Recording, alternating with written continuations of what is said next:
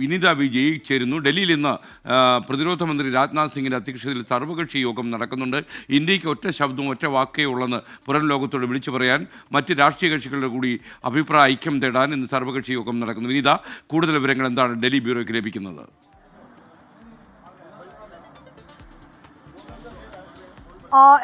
ഇന്ന് വൈകിട്ടാണ് സർവകക്ഷി യോഗം ചേരുക. വൈകിട്ട് 6 മണിക്കാണ് ഈ യോഗം ചേരുന്നത്. അമിത്ഷാ ഉൾപ്പെടെയുള്ളവർ യോഗത്തിൽ പങ്കെടുക്കുമെന്നാണ് നമുക്ക് അറിയാൻ കഴിയുന്നത്. ഒപ്പം തന്നെ പ്രതിരോധ മന്ത്രി രാജ്നാഥ് സിംഗിന്റെ അധ്യക്ഷതയിലായിരിക്കും യോഗം ചേരുന്നത്. ഈ യോഗത്തിന് മുൻപായി ഇപ്പോൾ ഞാൻ നിൽക്കുന്നത് ഡൽഹിയിലെ AICC ആസ്ഥാനത്തിന് മുൻപിലാണ്. ഇവിടെ ഇപ്പോൾ അല്പസമയം മുൻപ് കോൺഗ്രസിന്റെ നേതാക്കളൊക്കെ തന്നെ എത്തിയിട്ടുണ്ട്. കോൺഗ്രസ് പ്രവർത്തക സമിതി യോഗം ചേരുകയാണ്. ഈ ഭീകരാക്രമണം ഉണ്ടായ പശ്ചാത്തലത്തിൽ തുടർ നടപടികൾ ഉൾപ്പെടെ ചർച്ച ചെയ്യുന്നതിന് വേണ്ടിയാണ് യോഗം ചേർന്നത്. അല്പസമയത്തിനകം രാഹുൽ ഗാന്ധി യോഗത്തിൽ പങ്കെടുക്കുന്നതിനായി ഇവിടേക്ക് എത്തിച്ചേരുമെന്ന് നമുക്ക് മനസ്സിലാക്കാൻ കഴിയുന്നത്. ആ ദൃശ്യങ്ങളാണ് നമുക്ക് കാണാൻ കഴിയുന്നത്. രാഹുൽ ഗാന്ധി ഉൾപ്പെടെയുള്ള നേതാക്കൾ യോഗത്തിൽ പങ്കെടുക്കുന്നുണ്ട്. പ്രിയങ്ക ഗാന്ധി ഇതിനോടകം തന്നെ എത്തിയിട്ടുണ്ട്. KC വേണുഗോപാൽ, പവൻ ഖേര ഉൾപ്പെടെയുള്ളവർ ഈ യോഗത്തിൽ പങ്കെടുക്കുന്നുണ്ട്.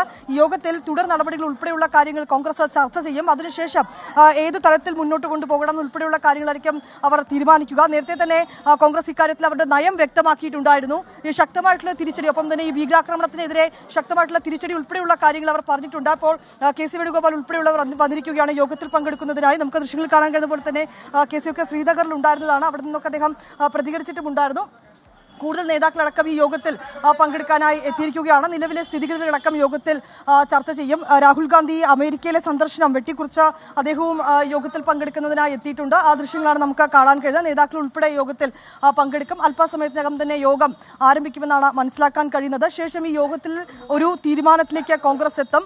ഇന്ന് വൈകിട്ട് 6 മണിക്ക് ചേരുന്ന പ്രത്യേക സർവകക്ഷി യോഗത്തിൽ രാഹുൽ ഗാന്ധിയും പങ്കെടുത്തേക്കുമെന്നാണ് അറിയുന്നത്. അങ്ങനെയെങ്കിൽ ഇപ്പോഴത്തെ ഈ യോഗം ചേർന്നുകൊണ്ട് എടുത്ത നടപടിക്രമങ്ങൾ, അവരുടെ ആവശ്യങ്ങളൊക്കെ തന്നെ സർവകക്ഷി യോഗത്തിൽ രാഹുൽ ഗാന്ധി സംസാരിക്കും. അതിലേറ്റവും പ്രധാനമായി പറയേണ്ടത് എല്ലാ രാഷ്ട്രീയ പാർട്ടികളും ഇക്കാര്യത്തിൽ ഒറ്റക്കെട്ടായി മുന്നോട്ട് പോകുന്നു എന്നുള്ളത് തന്നെയാണ്. അമിത്ഷാ ഇതുവരെ കൈക്കൊണ്ടുവന്ന നടപടിക്രമങ്ങൾ, ഒപ്പം തന്നെ ഇതിനോടകം സ്വീകരിച്ച സൈനിക നടപടികൾ ഉൾപ്പെടെയുള്ള കാര്യങ്ങൾ ഈ യോഗത്തിൽ ചർച്ച ചെയ്യും.